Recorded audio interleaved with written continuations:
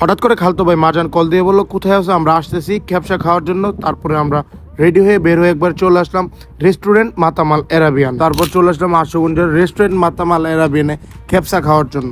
দুইকা থেকে দুই বাচ্চা মনুষ্যকে খেলতেছে।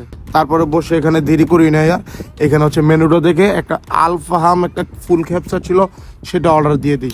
তারপরে হচ্ছে আমি মারজান হৃদয় ভাই অনেকক্ষণ আড্ডা দিলাম এবং খাবার জন্য ওয়েট করতেছিলাম। দেন ওইখানে বেশিক্ষণ বসে না থাকে একটু বের হলাম হাঁটাহাঁটি করার জন্য। দেন হচ্ছে মাগরিবের আজান দেন নামাজ পড়ে দেন আমরা এসে খাবারটা খাই। তারপর হচ্ছে আমরা এখানে চলে আসি, আমাদের খাবার চলে আসছে। খাবারের কালারটা কিন্তু বেশ জোশ।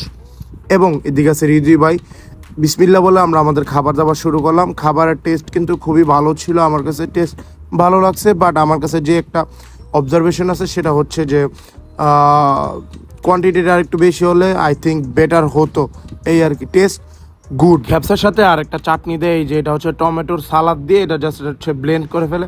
তো এই টমেটোর চাটনিটা দিয়ে কিন্তু বেশ ভালো লাগতেছিল। এন্ড আমাদের খাওয়া দাওয়া একবারে শেষের দিকে। আজকের মিনি ব্লগটি এই পর্যন্তই। ভালো থাকবেন, সুস্থ থাকবেন, আল্লাহ হাফেজ।